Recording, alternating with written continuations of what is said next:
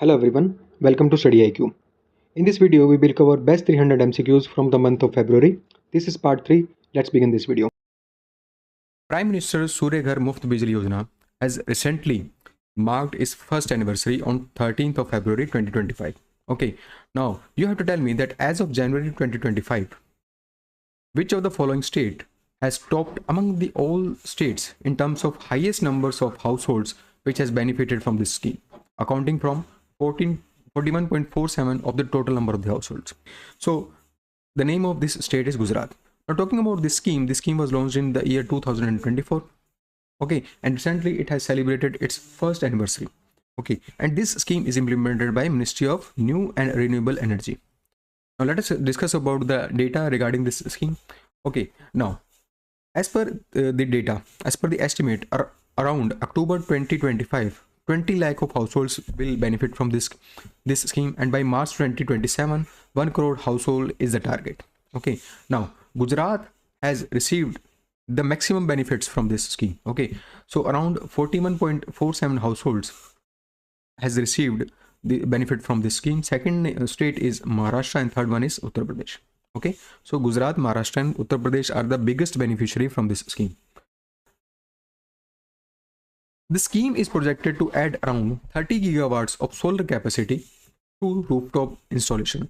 So through this scheme, rooftop installation will be done. Okay, and this scheme is projected to add around 30 gigawatt of solar capacity in India.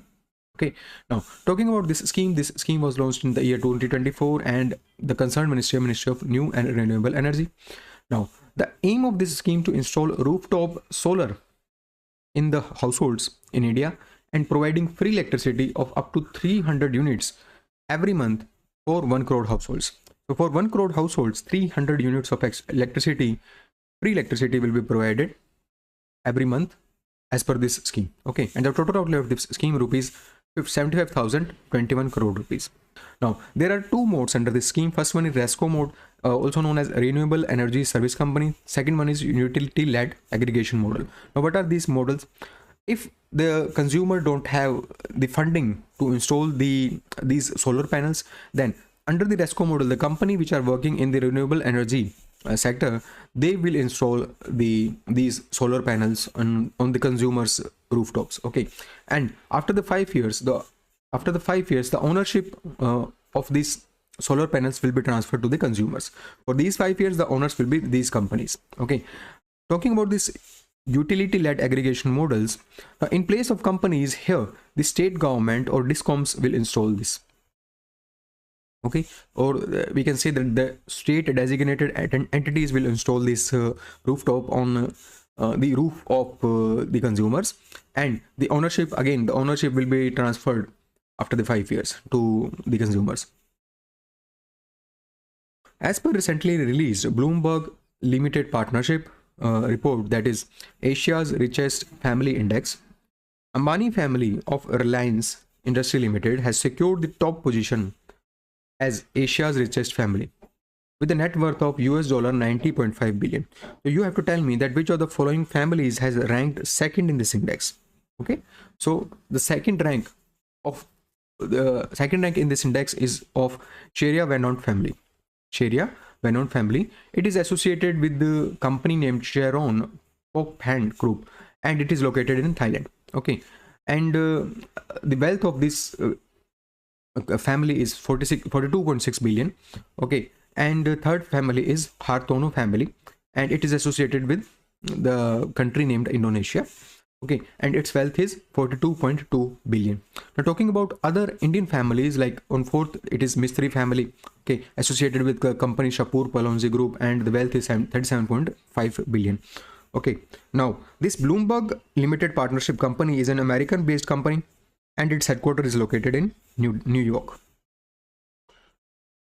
Recently, SEBI has launched a new digital platform named Mitra. Okay, and this Mitra platform will help investors to track and reclaim the inactive or unclaimed mutual fund folios. So the mutual fund portfolios which are inactive, and the investors who are unaware about that, okay, they can track that, and also reclaim these inactive account, okay, through this platform. So this platform is launched by SEBI. You have to tell me in the acronym Mitra, what does T stand for? So T stands for tracking, okay, and the full form of Mitra is Mutual Fund Investment Tracing and Retrieval Assistance, okay. Mutual Fund Investment Tracing and Retrieval Assistance. Now this the objective of this platform is to encourage investor to search the forgotten mutual fund investment and update KYC as per the current norms. Now the platform will be jointly hosted by two companies. The first one is Computer Age Management Services Limited, which is based in Chennai, and second one is KFin Technology Limited, which is based in Hyderabad. So these two companies are host of this platform.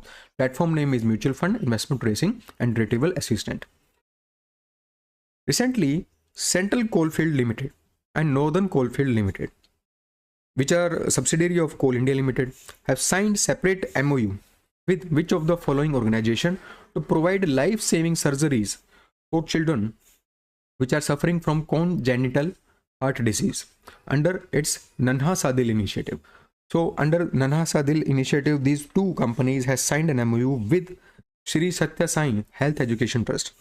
Okay, so with this organization, this MOU has been signed to provide the life-saving surgeries for children who are suffering from this heart disease, which is congenital. Congenital means which is present during the birth. Okay, so from the birth, this heart disease was present, and to provide these life-saving surgeries, this MOU was signed. Okay, now talking about this Nanha Sa Dil initiative, it is a corporate social responsibility initiative of Coal India Limited. Okay, and in collaboration with this organization, Shri Satya Sai Health and Education Trust, target is to provide the life-saving surgeries to these children. Okay, now this CCL, that is Central Coalfield Limited, will screen under this initiative. It will screen 45 children in Jharkhand. Okay, and surgeries are planned for 500 children. And talking about other companies, that is Northern Coalfield Limited, it will conduct 345 screening camps for 17,250 children. Okay, so these both companies will do the screening camps, and subsequently life-saving surgeries will be provided to those children. Okay, now this Nanha Sadil initiative was launched in 2024. Now another important information is World Congenital Heart Defect Awareness Day is celebrated on 14th of February, and theme of this day for the year 2025 is Remember Our Hearts. This week, that is CHD Awareness Week, is celebrated every year on 7th to 14th of February. Recently, Prime Minister Narendra Modi, during his meeting with French President Emmanuel Macron on the sidelines of AI Action Summit in Paris, has presented the Dokra artwork. Now, you have to tell me that this Dokra artwork is a metal casting tradition of which of the following states? So this Dokra artwork is associated with Chhattisgarh. This Dokra artwork is associated, or it is practiced by Ojha metalsmiths, which are living in states like Jharkhand, Chhattisgarh, Odisha, West Bengal, and Telangana. So the Ojha metalsmiths which are living in this state, this metal craft is practiced by these peoples. Okay, now for this metal craft, there is a technique named lost wax technique is used to create these sculptures. Okay, now another important information is Prime Minister Narendra Modi has gifted the spouse of the President of France, also known as the First Lady of France, Brigitte Macron, a silver hand-graved table mirror, which is associated with Rajasthan. And this is a picture of this table mirror. Recently, which of the following state government has launched a portal named Maitri 2.0? Okay, now this portal will make the investment process hassle-free and without the administrative and procedural delay. So, to make the investment process hassle-free in the state and to reduce the procedural delay, this portal has been launched. So, the name of this portal is Maitri 2.0, and it is associated with Maharashtra government. Now, what does Maitri stands for? Maitri stands for Maharashtra Industry Trade and Investment Facilitation Cell. Now, this will make the investment process hassle-free in the state. Now, it will reduce the in-person interactions between the industry stakeholders and government functionaries. It will expedite the decision making, and it will offer the investor a transparent view of their application progress. So there will be real-time tracking of the application progress of the investors. Okay, that's why this portal, Maitri portal, has been launched in Maharashtra. Recently, Department of Post has released a commemorative souvenir sheet with 3 stamps on Mahakumbh 2025. Now, this postage stamp depicts the 3 prominent aspects of Triveni Tirth. Okay, now which of the following is not depicted on these stamps? Okay, so Hanuman temple is not depicted on these stamps. So the first one is Maharshi Bhardwaj Ashram, second one is Snan, and third one is Akshavat. Okay, now let us discuss about these 3 stamps. Now this ashram, Maharshi Bhardwaj Ashram, is a renowned educational center associated with Rishi Bhardwaj time. Okay, and it is also mentioned in Ramayana. It is based in Karnalganj, Prayagraj. Second one is Snan, which is the significance of taking the holy dip in Triveni Sangam. Third one is Akshavat, which is an immortal banyan tree under which Shri Ram, Mata Sita, and Lakshman are believed to have rested during their Vanvas. So these are the 3 places whose stamps has been released recently. Okay, now talking about Mahakumbh. Mahakumbh was started on 13th of January on the occasion of Post Purnima, and it concluded on 26th of February 2025. Okay. Recently, National Women's Day has been observed on which of the following days to honor the birth anniversary of Sarojini Naidu, which is popularly known as Nightingale of India or Bharat Kokila. Okay, now this day, National Women's Day, is observed on 13th of February. And on 13th of February, 146th birth anniversary of Sarojini Naidu has been observed. Now, when did International Women's Day observed? So International Women's Day is observed on 8th March globally. And on 13th of February, National Women's Day is observed. Okay, now talking about Sarojini Naidu was the first woman to serve as the president of Indian National Congress, and she was president of Congress in 1925. And also, she was the first woman to hold the position of the governor in the independent India of which state? United Provinces, currently known as Uttar Pradesh. Okay. Recently, Union Finance Minister has presented new Income Tax Bill 2025 in Lok Sabha. Now, this bill aims to replace the act named Income Tax Act 1961.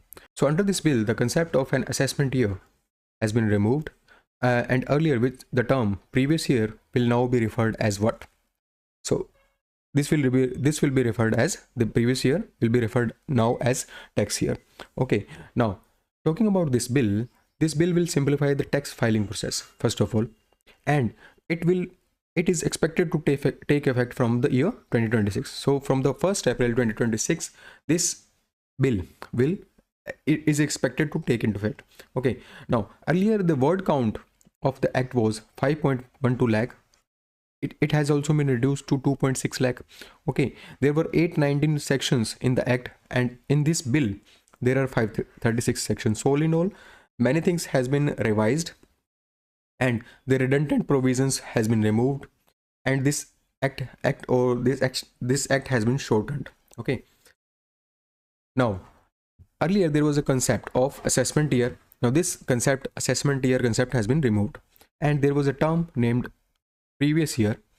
This will now be termed as this will now be referred as the tax year. Okay, now the tax year will be defined as the 12-month period which will begin from the April 1st. So in the terms of when there is a new business, okay, so in the terms of newly set up profession, the tax year will begin from the date the business was set up. So for example, the business was set up on 1st of June. So the tax year will begin for that particular business from 1st of June. The financial year concept is not changed. Now, the financial year will begin from the 1st of April and it will end on 31st of March as per this act. Okay, and the digital assets like cryptocurrencies will be included in the definition of property. So it will be included in the definition of property. They will be considered as the property to be counted as the capital asset of this SC. Okay. Recently, which of the following states has introduced Nadi Bandhan project? with an outlay of rupees 200 crore, which is aimed at preventing river bank erosion in river-centric areas. So the river-centric areas, so to prevent river erosion in that areas, a project named Nadi Bandhan project has been introduced with an outlay of rupees 200 crore. Okay, so which state has launched this project? So the name of state is West Bengal. Okay, so recently state budget of West Bengal has been presented. Okay, so during that state budget, announcement for Nadi Bandhan project has been announced. Okay, now talking about this project, Nadi Bandhan project, an outlay of rupees 200 crore has been given. Okay, and it will entail interconnecting of rivers and wetlands, and it will stimulate the livelihood of the people which are living in that particular area. Okay, it will prevent the riverbank erosions. It will expand the options of pisciculture and irrigation. So pisciculture is related to the fishes. Okay, now another project, that is Path Shri project, which is for development of road and infrastructure. An additional outlay of rupees 1500 crore is provided for this project. There is an Bangalbari housing project. Okay, now under this, state is aiming to construct 16 lakh new houses. Okay, and an allocation of rupees 9600 crore is allocated during this budget. Okay, now this Bangalbari housing project, under this scheme, rupees 1.2 lakh is provided to the beneficiaries. 1.2 lakh is provided to the beneficiaries to construct their houses. Okay, and in some areas, like Darjeeling and Jungle Mahal, rupees 1.3 lakh will be provided to the beneficiary to construct their houses. Recently, Asia's first empathy building animatronic elephant named What has visited St. Joseph's School in Bengaluru as a part of nationwide awareness tour by the PETA India. PETA stands for People for Ethical Treatment of Animals, which is based in Mumbai. Okay, so PETA India is based in Mumbai. Now, the name of this elephant is Ali.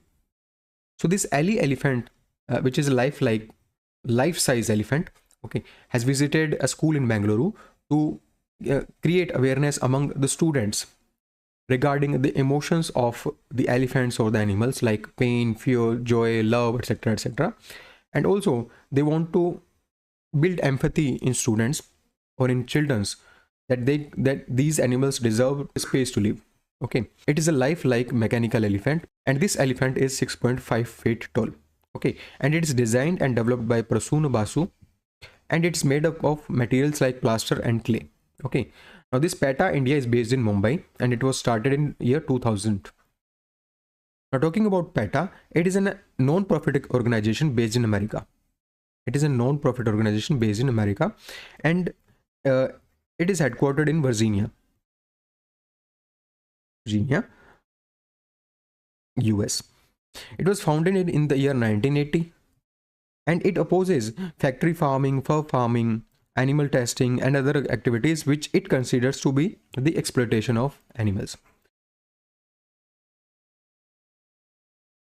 According to recently released Climate Risk Index 2025, India has ranked at what place among the top 10 countries which are most affected by the extreme weather events over the last 3 decades, that is 1993 to 2023. So over the last 3 decades, the countries which are affected by the extreme weathers, this index has been released for to count that, to provide ranking for those countries. Okay, so India has been ranked at 6th place in this index. Okay, now this index is released by German Watch. This index is released by German Watch.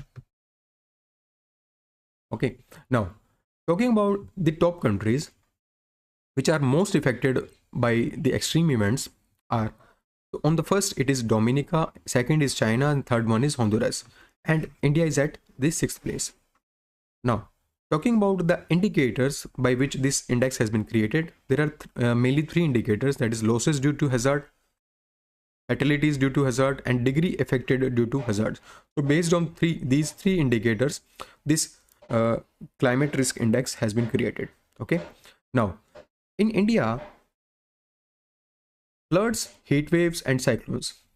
So during this period of 1993 to 2023, India was most affected by the floods, heat waves, and the cyclones. And if we talk about the globally, there were 7,65,000 fatalities, and economic losses has exceeded US dollar 4.2 trillion. Okay, and the leading cause of fatalities were storms, heat waves, and floods, as per this report. Okay. Now, talking about the fatalities by event in 2022. So the most fatalities has happened due to heat wave. So there were 61,778 fatalities that were happened in the year 2022 due to heat waves, as per this report. Okay, now this report was released by German Watch, and German Watch is an human rights organization which is based in Bonn and Berlin. Okay, and this report is being published since 2006. As per recently released report, that is Status of Devolution to Panchayats in States and Indicative Evidence Based Ranking 2024, and this report is released by Indian Institute of Public Administration. Okay, Indian Institute of Public Administration. Now, as per this report, which of the following states has topped the list with overall health of local governance in 2024? Okay, so Karnataka has topped this list. Okay, now talking about the ranking, earlier in 2015-16 Kerala was topped. Now in 2024 Karnataka has topped this list. Second, on the second rank it is Kerala, and on third rank it is Tamil Nadu. There are 6 dimensions or the indicators on which this report has been created. First one is framework, second is function, third one is finances, fourth one is functionaries, fifth one is capacity enhancement, and sixth one is accountability.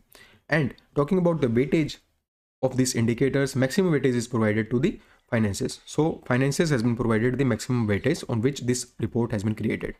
Okay, now devolution. What is devolution? Devolution is providing the powers, it could be political powers, to the lower level governance structures. Like central government is providing state government the devolution or the powers, or state government is providing panchayats as the devolution.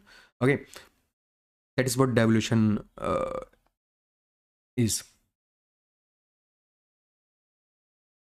In terms of indicators, Kerala has topped the framework rankings. In terms of functions, it is topped by Tamil Nadu. Finances, Karnataka again.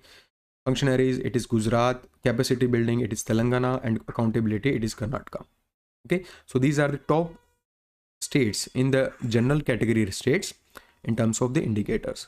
Okay, now talking about this report is prepared by IIPA, and the devolution as per this report has increased from 39.9% to 43.9%. Okay, so earlier it was in 2013-14 it was 39.9% devolution of power, and it has increased to 43.9% in the year 2021-22. Recently, International Cricket Council has announced the prize money for a trophy, that is 2025 Champions Trophy, which was held in Pakistan and United Arab Emirates. Now, what is the prize money for the winner of this championship? So the prize money for the winner is $2.24 million. So the winner of this trophy will receive $2.24 million, and the runner-up will receive rupees 1.12 million. And the total prize pool of this trophy is rupees 59.9 crore. Or when we talk about the US dollar, it is 6.9 million US dollar. So this is the amount that will be given to the teams for this event. Okay. Now talking about this trophy, this is the 9th edition of this trophy, and it was held in Pakistan and United Arab Emirates. It started on 19th of February and last match is on 9th of March. Okay, and 8 teams will participate in this event. It will be held in Pakistan and United Arab Emirates. Recently, Rajasthan government has renamed 132-year-old Phoi Sagar Lake that is located in Ajmer district into what? Now this Phoi Sagar Lake has been renamed into Varun Sagar. Okay, Phoi Sagar Lake has been renamed into Varun Sagar, and it is located in Ajmer district. Now this Phoi Sagar Lake has been renamed into Varun Sagar. Now this lake was created by Mr. Phoi, who was an Englishman, and it was created during the famine of 1892. Okay, now the lake will be renamed after Lord Varun, the god of water. Okay, Now, another important announcement is that a 113-year-old King Edward Memorial Bhavan, which is based in Ajmer, will also be renamed into Maharshi Dayanand Vishrant Grah. Okay, Maharshi Dayanand Vishrant Grah. And it was earlier named as King Edward Memorial Bhavan on the name of British King, that is King Edward VII. Okay, talking about Maharshi Dayanand Saraswati, he was the founder of Arya Samaj. As per recent information, the overall champions of 38 National Games of India were Services Sports Control Board with 121 medals. Which of the following states has claimed the runner-up position? So the runner-up positions was claimed by Maharashtra. Now this 38 National Games of India was held in Uttarakhand across many districts of the Uttarakhand like Dehradun, Haridwar, Shivpuri, etc. etc. 28 states, 8 union territories and Services Sports Control Board had participated in this national games, and there were 34 different categories of the sports. Okay, now this is topped by SSCB, followed by Maharashtra, and third one is Haryana. Recently, engineers in Japan has switched on world's first hybrid quantum supercomputer. Now this is a supercomputer which is a 20 qubit quantum computer. It has been integrated into Fugaku supercomputer and it is housed at Saitama, Tokyo. Okay, so the name of this supercomputer, that is world's first hybrid quantum supercomputer, is RIMI. Okay, RIMI. Now this supercomputer has combined the quantum supercomputer, it has combined the quantum computer and the classical supercomputer named Fugaku. Okay, now this hybrid approach of the supercomputer, it will help in tackling the complex problems. Now these complex problems are beyond the capabilities of the classical supercomputer. That's why this approach has been taken. Recently, IEA, that is International Energy Agency, has released a report titled India Gas Market Report Outlook to 2030. As per this report, India's natural gas consumption is expected to increase by nearly 60% to what amount annually by 2030. So India's natural gas consumption is expected to increase to 103 billion cubic meters annually by 2030 as per this report. Okay, now this report was released during an event that is India Energy Week. So during the India Energy Week, this report was released. Okay, and this event, that is India Energy Week, was held in New Delhi, and it was organized by two organizations, that is Ministry of Petroleum and Natural Gas and an organization named PP, that is Federation of Indian Petroleum Industry. Okay, this is based in New Delhi. So during this event, that is India Energy Week, this report has been released. As per this report, India's natural gas consumption is expected to increase to 103 billion cubic meters. Now this growth is mainly driven by three things, like that is the growth in city gas distribution, second is the industrial demand, and third one is power generation. So due to these three things, the India's natural gas consumption is expected to increase. Okay, now other important highlights regarding this report is, as per this report, the targeted strategies and policy interventions could push India's total gas consumptions to around 120 billion cubic meters by 2030. So by some policy interventions, this could also increase to 120 billion cubic meters annually by 2030. Talking about city gas distribution, which is the main factor of this growth. Now, this city gas distribution will also lead to growth in the consumption of the gas by 2030. Okay, talking about the industrial areas, that is iron and steel production, are projected to add around 15 billion cubic meters of the demand during this period. Okay, and India's natural gas demand is expected to increase by more than 10% in 2023 and 2024 as per this report. Okay, now the main factors of this natural gas demand increase is the rapid infrastructure expansion, second one is the recovering domestic production, and third one is the expected easing of global gas market conditions. So these are the three main factors due to which natural gas demand has been increased.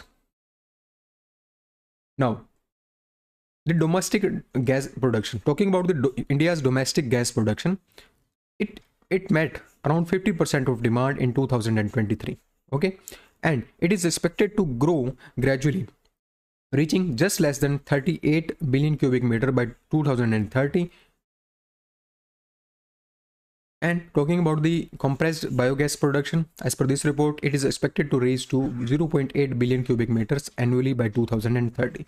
So these are the important data which has been released by this report, which is released by International Energy Agency based in Paris. Recently, scientists has discovered world's largest underground thermal lake named Neuron in which of the following countries? So world's largest thermal lake has been discovered in the country named Albania. So in southern Albania, this world's largest underground thermal lake has been found. And the name of this lake is Neuron. Okay, so with the funding of Neuron Foundation, this lake has been found. That's why the name of lake has been Neuron.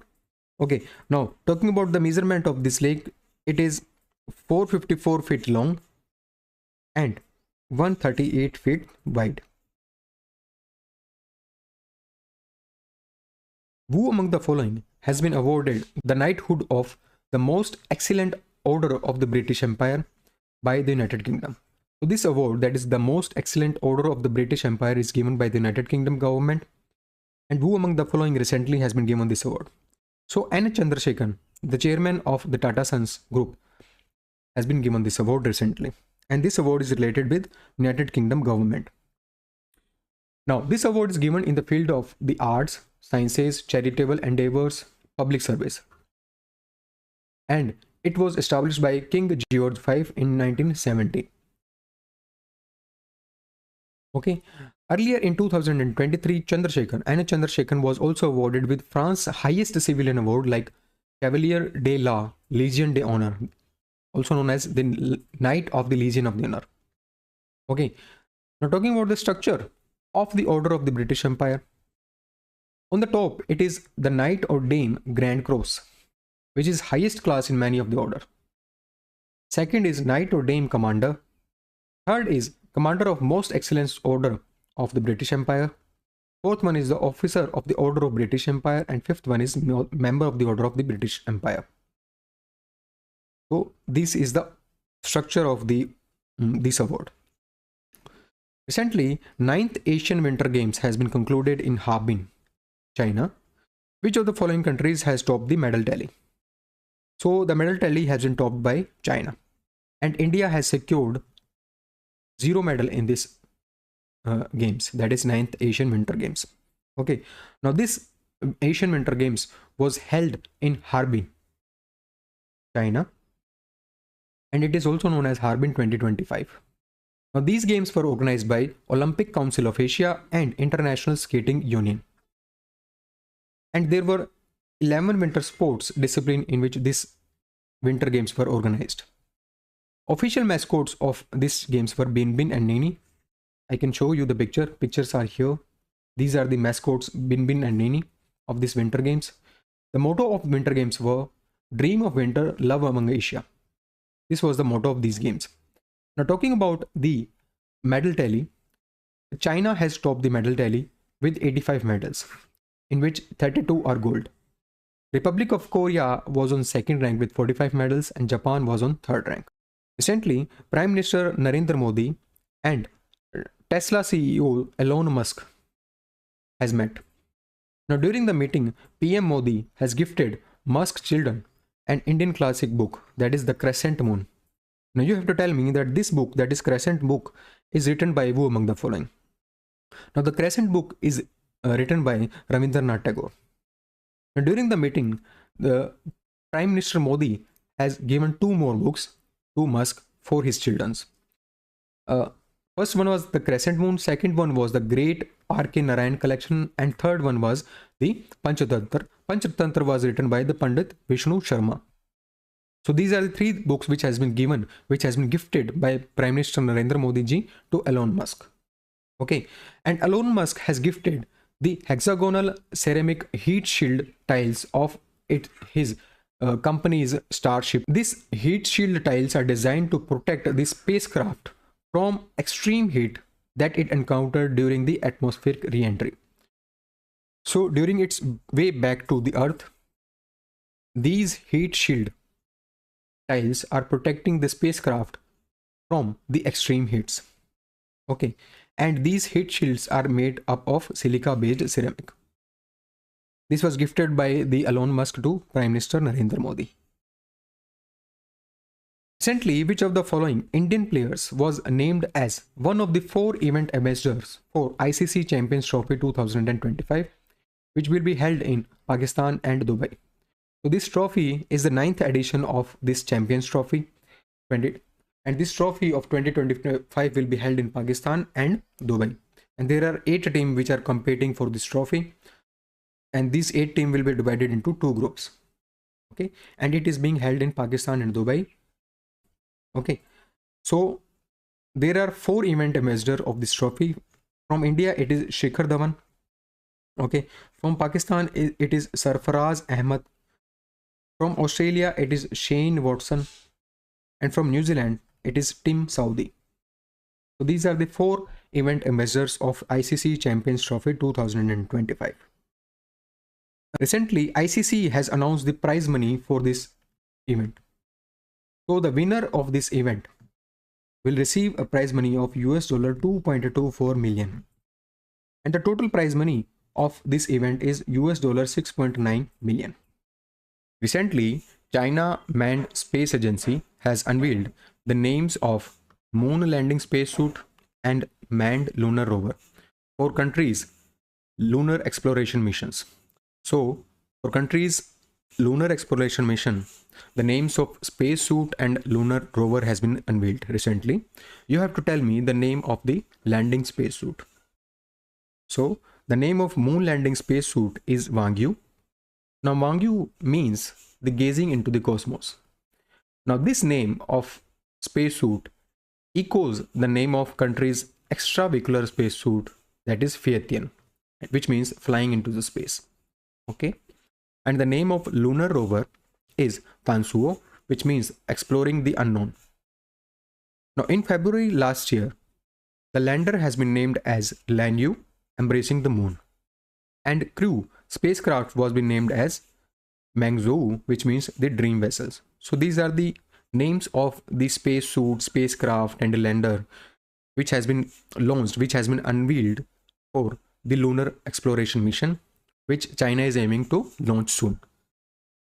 Recently, United States of America and India has launched an initiative that is US-India Compact for 21st Century. Now, this initiative is being launched to drive the transformative change across the key pillar of the cooperation. Now, you have to tell me that what does C stands for in the acronym Compact. Now, C stands for catalyzing. Now, recently, Prime Minister Narendra Modi ji has visited United States of America after President Trump take over the presidency of United States of America. And during Prime Minister Modi's visit, many initiatives has been launched, and one of them was Compact. Now, Compact stands for catalyzing opportunities for military partnership, accelerated commerce, and technology. Now, this is an initiative which aims to deepen the military partnership between the both countries. And the focus of this partnership would be technology, trade, and defense industrial cooperation. Now, in terms of defense, there will be a 10-year framework which will be established between the two countries to enhance the defense partnership in 21st century. Now, under the announcement, under this framework, many new procurements and co-production arrangement has been made. Now, co-production arrangements for missiles like Javelin and Striker has been made.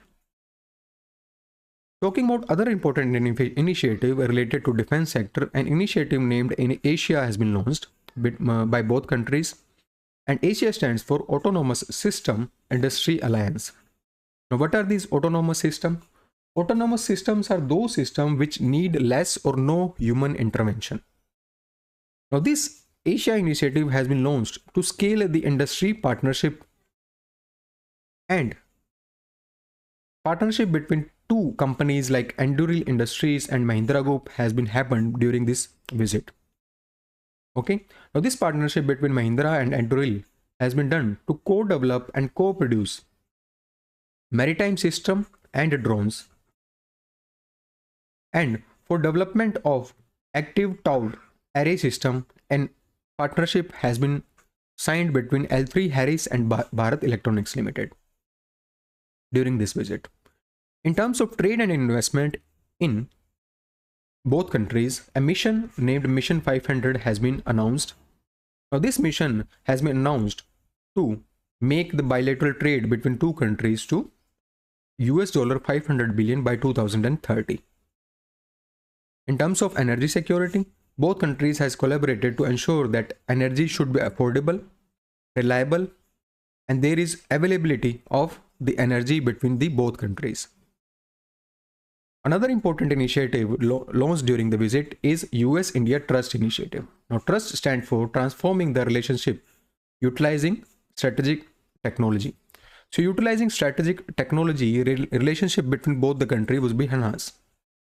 Now, this initiative will catalyze government to government, academia, and private sector collaboration. Now, this collaboration will aim to promote the application of critical and emerging technologies in areas of defense, artificial intelligence, semiconductor, quantum, biotechnology, etc. Now, this collaboration has been happened to promote the application of critical technologies in defense areas, in artificial intelligence area, etc., etc. And under these trust initiatives, private sector or private industries are also involved. Okay. Now,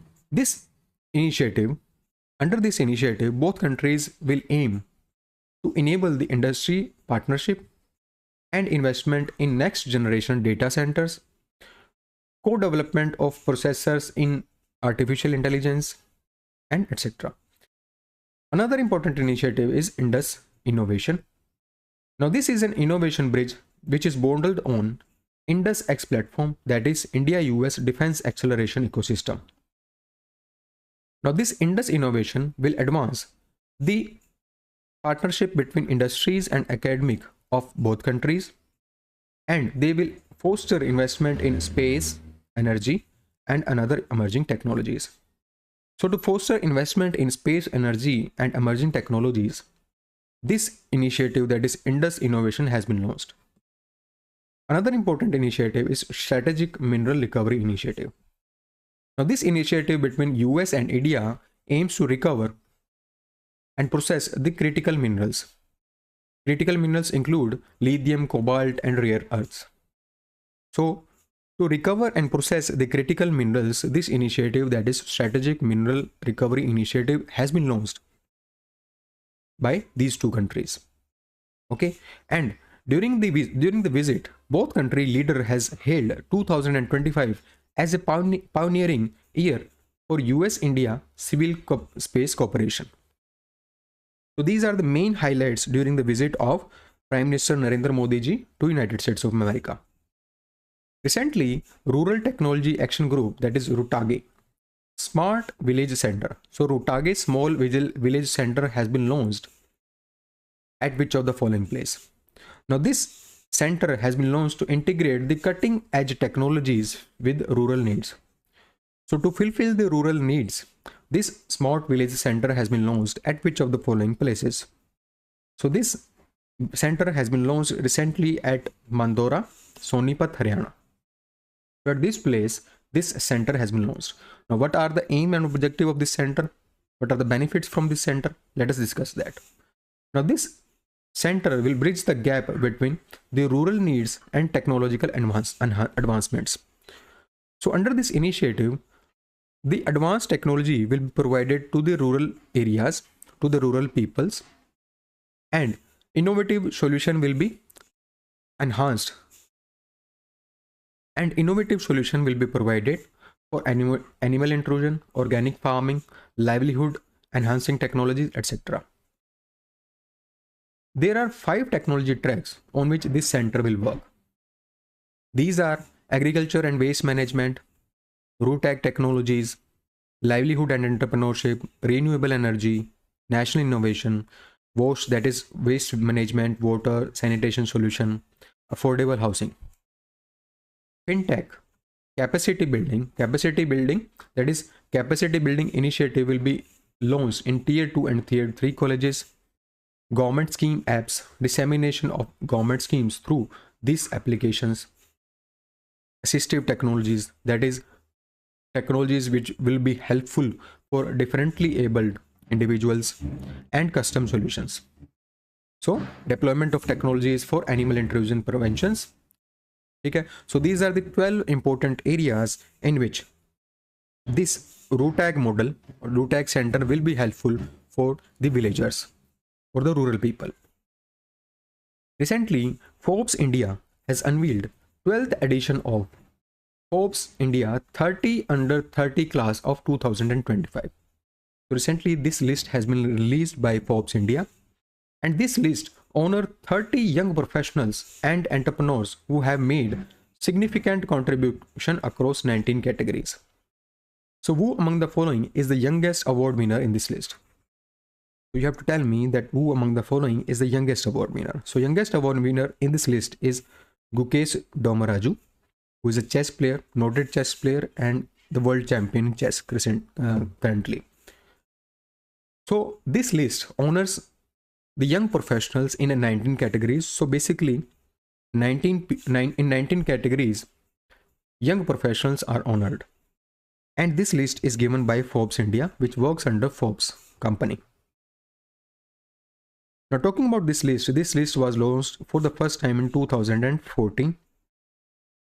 And it evaluate or assess the candidates' achievements, their impact, and potential to shape their respective industries. So on this list, these candidates are assessed on these parameters. Now, talking about the sectors, the 30 in the 30 list. First sector is related to agri-tech. Second is art, artificial intelligence, business to business, clean energy, design and architecture, digital content creator, e-commerce. For all in all, there are 19 sectors on which this list has been created. And Domaraju Gukesh is the youngest one in this list. Recently, Tech Trump program has been launched by Interactive Entertainment and Innovation Council in partnership with which of the following companies and Ministry of Information and Broadcasting as a part of Create in India Challenge Season 1. So as a part of Create in India Challenge Season 1, Tech Triumph program has been launched by IEIC, Winzo, and Ministry of Information and Broadcasting. Now this initiative for this challenge has been launched under Create in India Challenge, which is a part of Waves Summit. Now this Waves Summit is World Audio Visual Entertainment Summit, which is organized by Ministry of Information and Broadcasting. Now talking about Tech Triumph program. This program has been launched to identify, recognize and showcase India's gaming talent at Waves Summit. And this program or this challenge is open to both domestic and international participants. So participants from international arena and domestic players are invited for this challenge. Now this is open to all entities and individuals which are working in this space. It could be developers, studios, startups, and tech companies. Now participation must have at least a working prototype to participate in this challenge. Third is the participant could be gaming studios or esports organizations. They could be individual developers too. And businesses who are working in the gaming sector, they can also participate in this program or in this challenge. Recently, sports industry news sites Sportico has released 4th annual list of 100 top highest paid athletes. As per this list, who among the following is world's highest paid athlete in 2024, earning $260 million? So as per this list by Sportico, who is the world's highest paid athlete? So world's highest paid athlete is Cristiano Ronaldo. Okay. Second one is Stephen Curry. And third one is Tyson Fury. Stephen Curry's earning is US dollar 153.8 million and Tyson Fury earning is US dollar 147 million. Now talking about this list, there are no female athletes in top 100 in this list. So no single sports person from India is in top 100 in this list. Talking about the highest paid female athletes with the earning of US dollar 30.4 million, it is Coco Gauff, who is an American professional tennis player. And other important highlights are United States of America dominates this list with 64 athletes, and United Kingdom has 5 athletes who have made into the top 100. Tiger Woods is the oldest athlete in this list, and Carlos Alcaraz, who is a Spanish tennis player, is the youngest athlete in this list. And talking about the number of athletes related to sports, so basketball has the highest representation in this list, followed by football and followed by soccer. Third edition of Kashi Tamil Sangamam has been inaugurated at Varanasi, Uttar Pradesh. Now you have to tell me that this event, that is Kashi Tamil Sangamam, has been organized by which of the following ministries in collaboration with other ministries and UP government. So this is organized by Ministry of Education.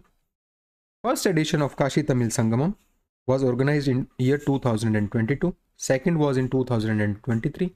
Recently, third edition was organized. Now, this third edition was organized by Ministry of Education in collaboration with other ministries like Ministry of Culture, Textile, Railways, Tourism, Food Processing, and Information and Broadcasting. So these are other 6 ministries along with which this Ministry of Education has organized this event, and one state government, that is Government of Uttar Pradesh, has organized this initiative along with these ministries.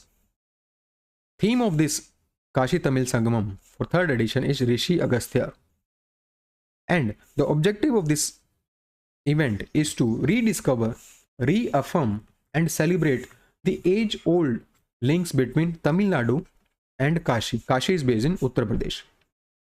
And under this initiative, this year in the third edition, 1000 delegates from Tamil Nadu has visited Kashi. And these 1000 delegates are from 5 categories, that is student, teacher, writers, farmers and artisans, professionals and small entrepreneurs, women's and startups, innovation, edutech and research. So people associated with these has visited Kashi under this program. Recently, which of the following companies has launched an ambitious project, and this project name is Project Waterworth. Now this Project Waterworth aims to lay down 50,000 kilometers of undersea cables to improve the digital connectivity between India and United States. So to improve the digital connectivity between India and United States, this project has been launched. Name of this project is Project Waterworth, and under this project 50,000 kilometers of undersea cable will be laid down. Okay, now under this initiative, artificial intelligence will be used to lay down this cable infrastructure. Okay, name of company which is laying down, which has launched this project is Meta. It was earlier known as Facebook, and its headquarters is located in Menlo Park, California. Now under this initiative, many continents will be connected. First one is North America, second one is South America, third one is Africa, and fourth one is South Asia. So countries like United States of America with Brazil, this is South Africa, and this is India. So these are the 4 main countries under which this project has been launched, and under which these countries will be connected. Recently, which of the following countries has approved a deep sea research facilities, and which is also known as Deep Sea Space Station? And this facility is launched in resource-rich South China Sea. Now this facility is launched by the China. So Chinese government has launched this research facility, which is also known as Deep Sea Space Station. Now, talking about this Deep Sea Space Station, now this research facility will be located at 2000 meters below surface of the South China Sea. So this will be around 2 kilometers below the surface of South China Sea. It can host 6 scientists for 1 month, and it will be operational by 2030. What is the aim? What are the benefits? What are the applications of this facility? It will be used to study the cold sea ecosystem. Now, what is this cold sea ecosystem? Cold sea ecosystem is a place in the ocean where chemicals escape from the cracks or fissure. So there are cracks in the cracks or fissure in the ocean floors from which chemicals escape. Chemicals like hydrogen sulfide, methane, and other hydrocarbons. So to study these cold sea ecosystem, this deep sea space station is being launched. Now, China is the world's third country to launch this deep sea space station. First country was America, and its name of its deep sea space station was NR-1. Now, this NR-1 space station reached 900 meters in the sea. So it has reached the depth of 900 meters in the sea. It was launched in the year 1969 and it retired in 2008. Soviet AS-12 Losharik, which is a nuclear powered deep sea space station, has reached the depth of 2000 meters and it was abandoned by Russians in 2019. Recently, which of the following states has become the first state in country to bring a dedicated global capability center policy that looks to position the state as leading hub for global innovation and collaboration? So which state has become the first state to bring dedicated global capability center policies? So it is Madhya Pradesh. It has become the first state. Now, what are these global capability centers? Now, global capability centers are also known as global in-house center or captive center. Now, what are these global capability center? Now, these are the offshore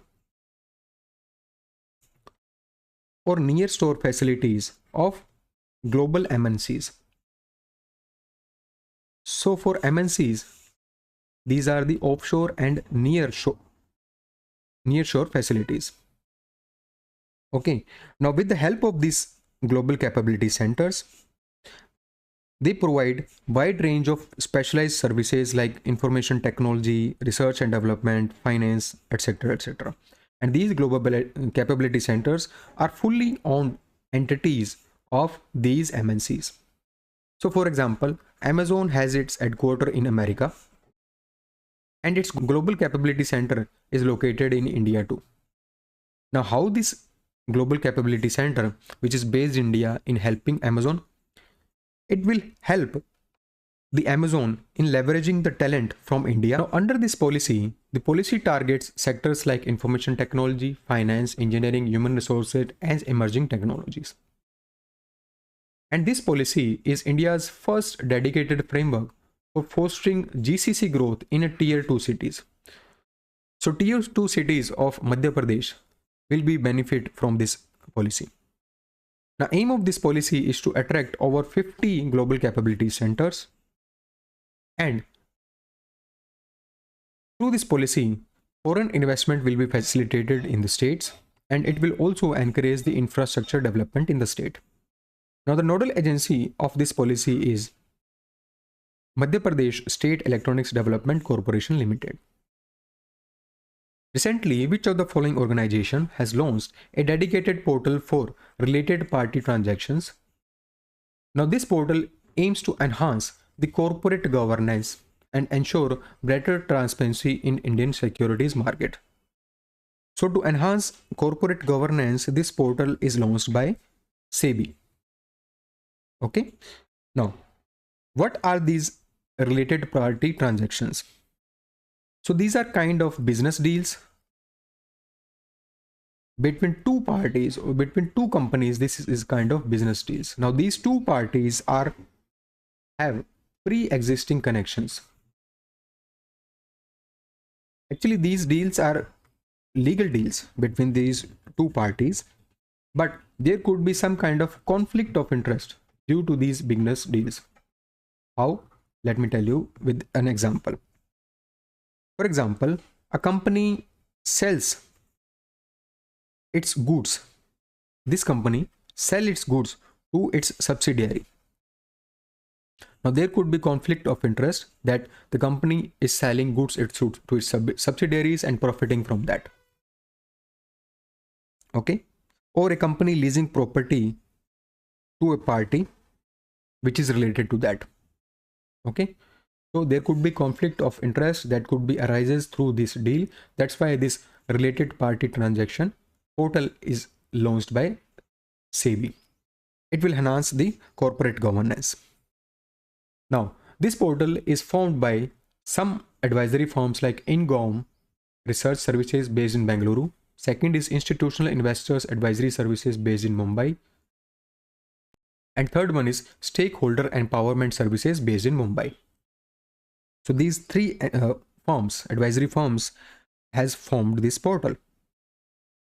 Now talking about another important portal launched by SEBI recently is Mitra. Now Mitra stands for Mutual Fund Investment Tracing and Retrieval Assistant. Now what is the aim of this platform? Now this platform is designed to help investor in tracking and reclaiming the inactive mutual fund folios. So to track and reclaim mutual fund folios, this portal, that is Mitra portal, has been launched by SEBI recently. Recently, which of the following states has been selected as the host of National Games 2027? So National Game 2027 will be the 39th editions of these games, and this will held in Meghalaya for the very first time.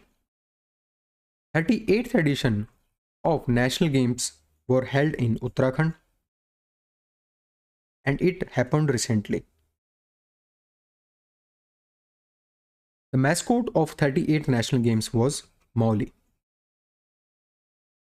And two sports, that is yoga and Malakhamb, have been included in National Games for the first time. And for the 38th National Games, the theme was Green Games.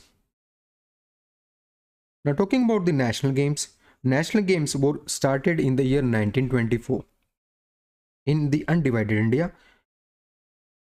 and first games of 1924 were held in Lahore, which is currently situated in Pakistan.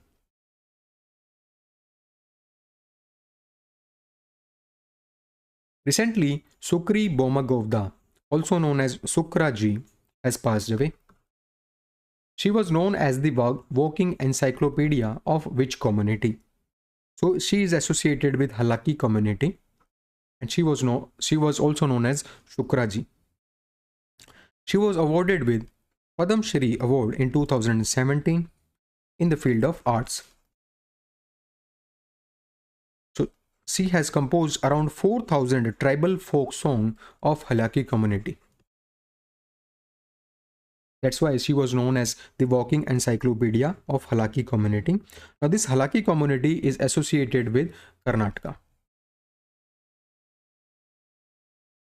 Recently, Pradhan Mantri Fasal Bima Yojana has marked its 9th year anniversary.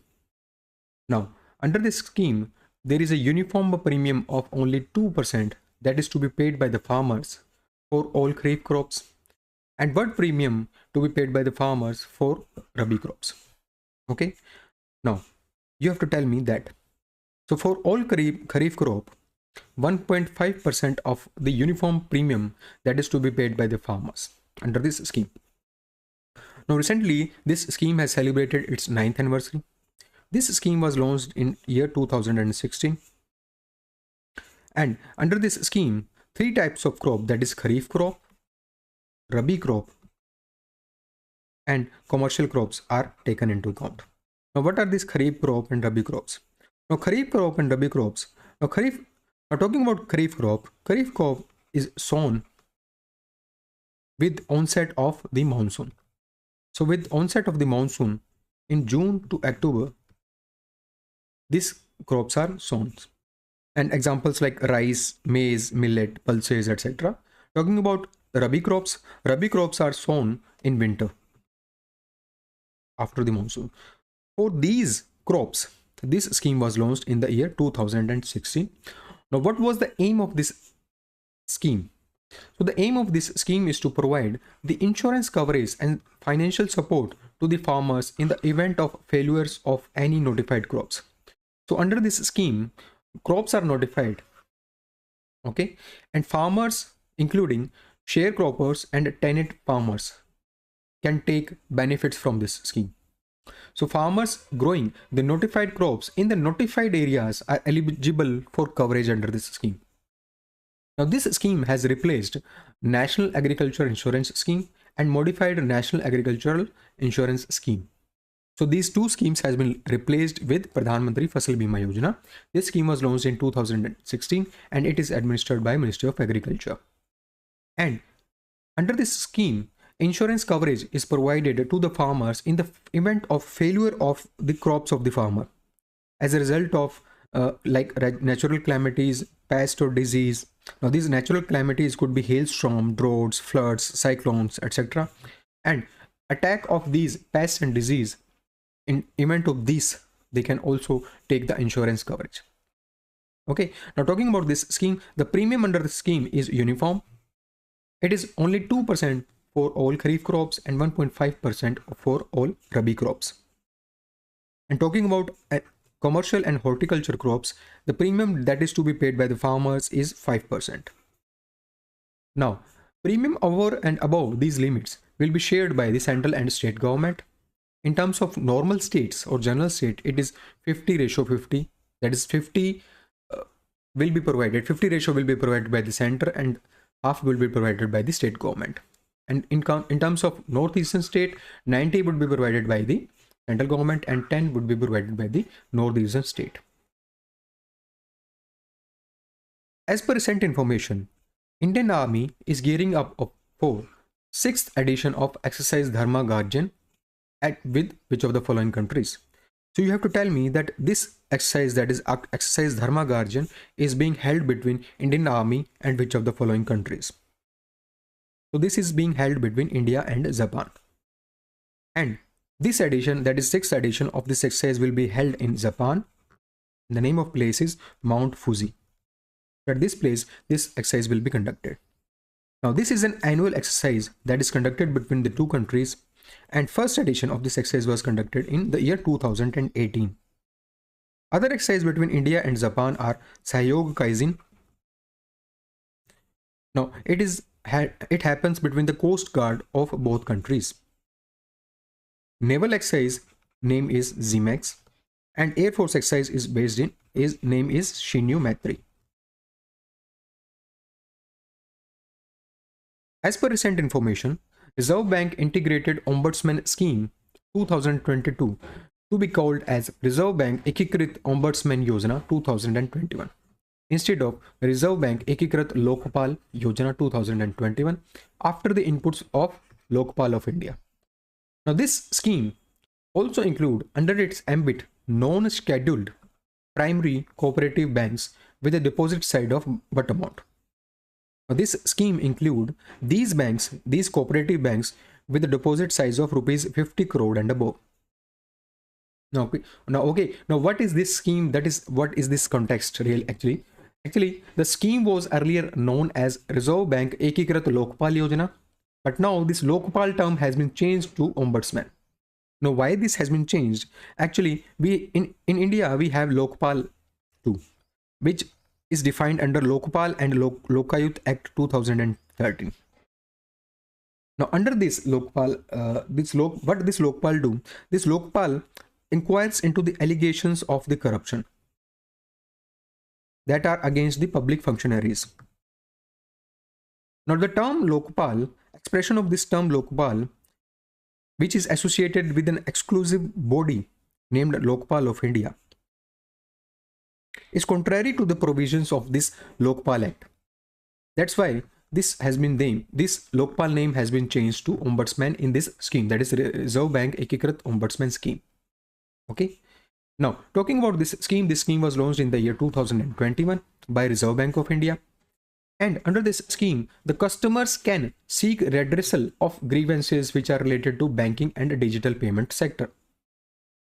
So the customer who have complaints related to banks, non-banking financial companies and digital payment companies, they can redress their complaints or report their complaints at this portal and with the help of this scheme. Now with the help of this, they can also track status of their complaint. They can also submit the related document and receive feedback from the ombudsman. Now, this scheme integrates the existing three ombudsman schemes of Reserve Bank of India, and the name of these three existing schemes are Banking Ombudsman Scheme 2006, Ombudsman Scheme for Non-Banking Financial Company 2018, and third one is Ombudsman Scheme for Digital Transaction 2019. Now, under this scheme, if customers' grievances are not resolved to the satisfactions of the customers by the banks within 30 days, they can apply for the cost-free redress to the ombudsman provided by the Reserve Bank of India to redress their complaints. Okay. Now, under this scheme includes non-scheduled primary cooperative banks with a deposit size of rupees 50 crore and above. Now, under this scheme, a center, that is centralized receipt and processing center, has been set up in Reserve Bank of India, Chandigarh, for receipt and initial processing of these complaints. Okay.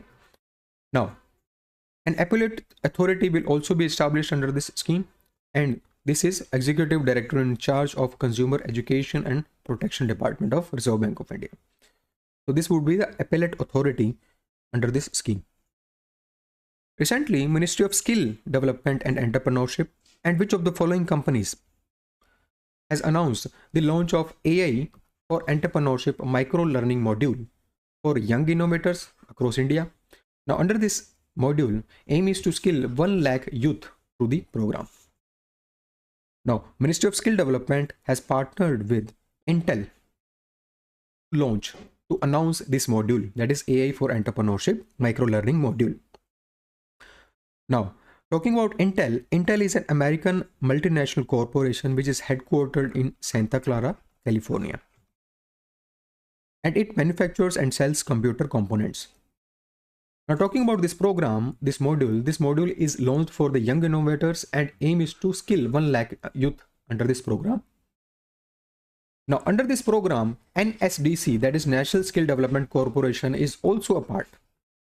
And aim of this module is to demystify artificial intelligence concepts, like simplifying the artificial intelligence principles and applications to make them comprehensive for all.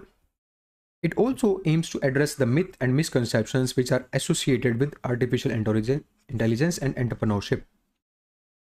Second is to foster entrepreneurial thinking. So to cultivate the mindset to being the entrepreneurs and to help these learners explore opportunities, this module will help them. Third is to promote the diversity and inclusion. It will ensure that knowledge is accessible to all the learners from all the regions. Now, talking about NSDC, that is National Skill Development Corporation, it is a not-for-profit company which was established in 2008. It comes under Ministry of Finance and it is headquartered in New Delhi. President of India has inaugurated National Tribal Festival, that is Adi Mahotsav 2025 in New Delhi. Now, this festival is being organized to provide a glimpse into the rich and diverse traditional culture of tribal communities of our country. Now, you have to tell me that this festival is organized by which of the following organization? So this festival is organized by TriFed, that is Tribal Cooperative Marketing Development Federation of India Limited, which comes under Ministry of Tribal Affairs. Okay, now this TriFed is a cooperative body under Ministry of Tribal Affairs. It was established in the year 1987 and it was formed with the main objective to institutionalize the trade of minor forest produce and also to provide tribals the fair price of surplus.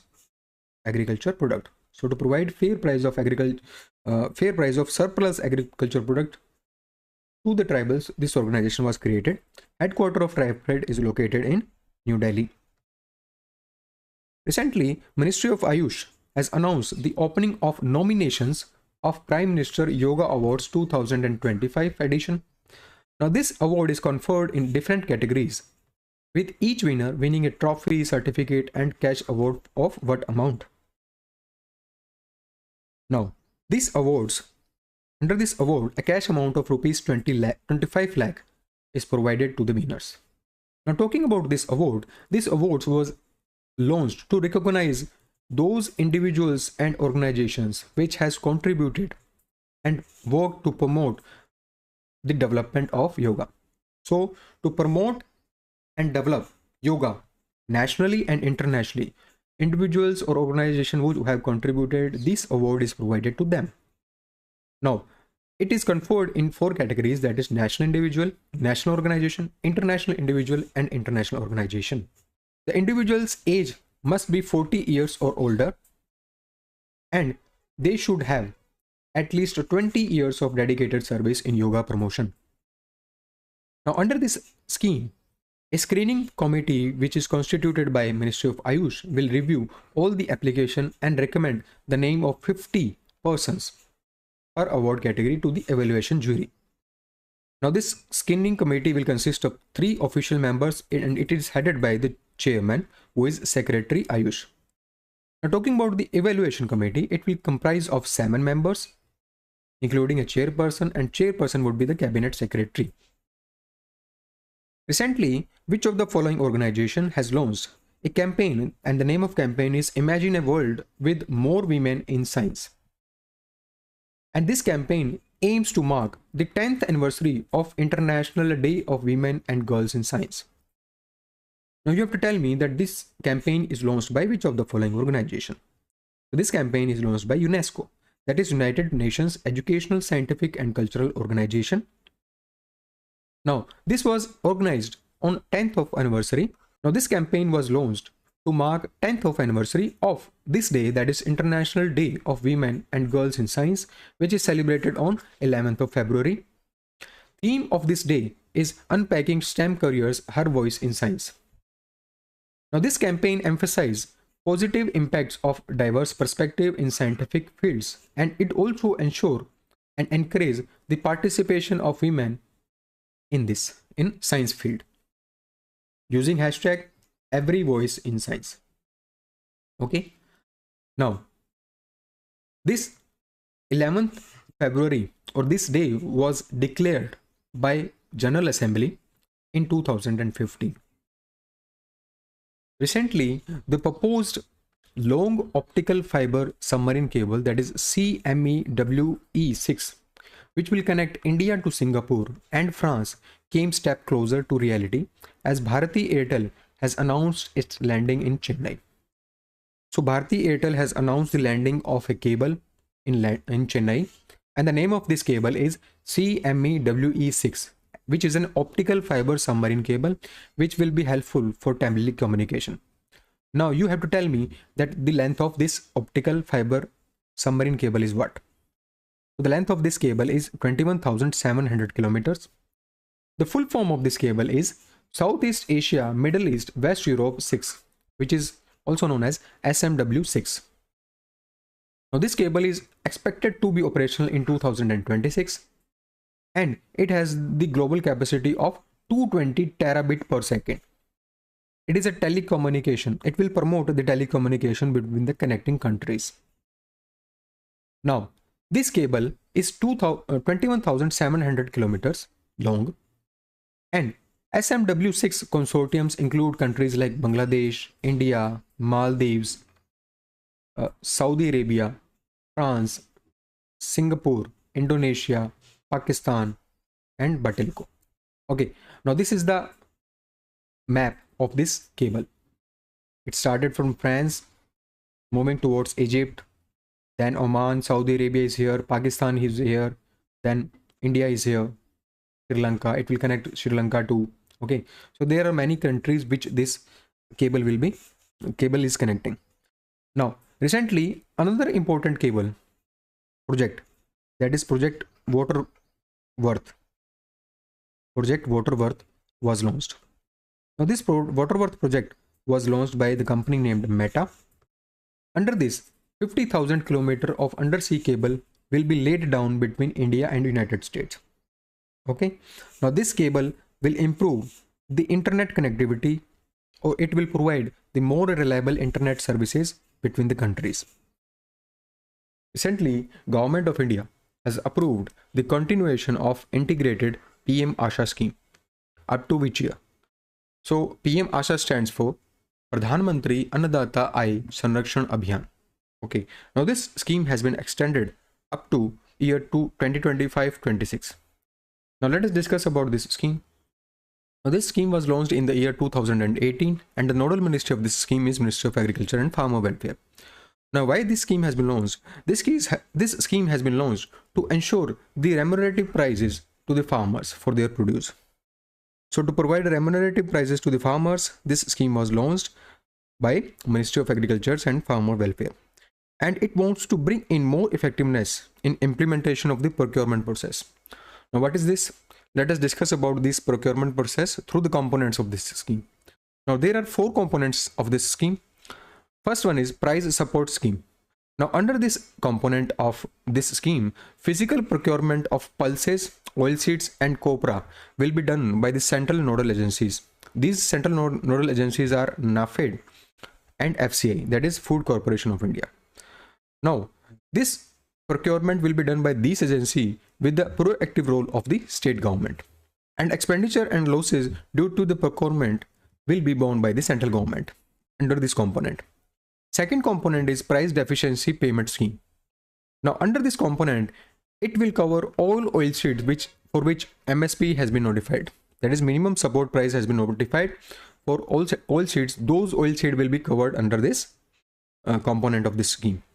Now, under this component, difference between the MSP and the selling price will be paid to the pre-registered farmer. So, to the registered farmer, the difference between MSP and the selling price will be made directly. Okay, and under this component, there is no procurement of the crops physically. So there is no physical procurement of the crops under this component. Third component is pilot of private procurement and stockist scheme, that is triple PS scheme. Okay, now this is the third component of this scheme. Now under this scheme, it will cover oilseeds, and under this component, states have the options to roll out this component on a pilot basis. Now this component will be rolled out on the pilot basis in the selected district of the state, and it will also involve the private players to participate in the procurement of these crops. Okay, now talking about the last component of this scheme, last component is market intervention scheme. Now what is this component? Now this component is implemented by Ministry of Agriculture. Okay, and in case of excess production and fall of prices, this component will be taken into account. Okay, now recently guidelines of this MIS component has been revised. Now as per these guidelines, when there is a minimum reduction of 10% of the prices of the commodities, then this component will be implemented. This MIS component, that is market intervention scheme component, will be implemented. Recently, which of the following ministries has released a DBIM, that is Digital Brand Identity Manual? So a manual has been released by which of the following ministries? Now as per this manual, efforts will be made to bring the uniformity in the government websites and digital platforms. So to bring uniformity in government websites and digital platform, this manual, that is Digital Brand Identity Manual, has been created by which of the following ministries? So the ministry name is MeitY, yani Ministry of Electronics and Information Technology. Now this manual, that is DBIM, will harmonize the government's digital presence. Okay, how it will harmonize this government digital presence? First of all, the objective is to create the unified and consistent digital brand for Government of India. So a unified and consistent digital brand of Government of India will be created using this manual. Now, Under this, what consistent digital brand? Through building the consistent digital identity, visual identity, and verbal identity. What is this visual identity? Visual identity means creating logos which are unified or consistent, creating the color palettes, typography, imagery. Talking about the verbal identity, it is talking about the brand voice, messaging frameworks, and taglines. So there will be a uniformity in all these visual identity, verbal identity, digital identity, etc., so that a digital brand, a consistent digital brand of Government of India will be created. Okay, now all these elements like color palette, style, typography, and iconography will be standardized, and there will be uniformity in their look and feel. Now this initiative is led by Ministry of Electronics and Information Technology, its division, that is Digital Governance Division, and National Informatics Center. So these two will lead this initiative. Now other important thing is there will be a gov.in CMS platform, which is a content management system.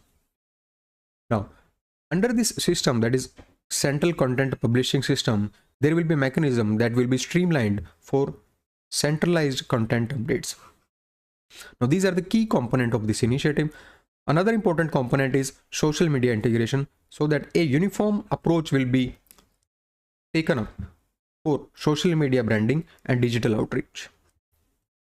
Now talking about NIC, that is National Informatics Center, which is leading this initiative. It was established in the year 1976 and it comes under Ministry of Electronics and Information Technology, and it provides infrastructure, IT consultancy, and IT services to central government department and state government department, and it helps in implementing the digitization initiative of Digital India. Its headquarters is located in New Delhi. Recently, Naksha program has been inaugurated to create and update the land records in the urban areas. So in the urban areas, to create and update the land records, this Naksha program has been inaugurated. Okay, and now how this Naksha program will be helpful? This will ensure the accurate and reliable documentation of the land ownership. Now you have to tell me that which organization is the technical partner of this program.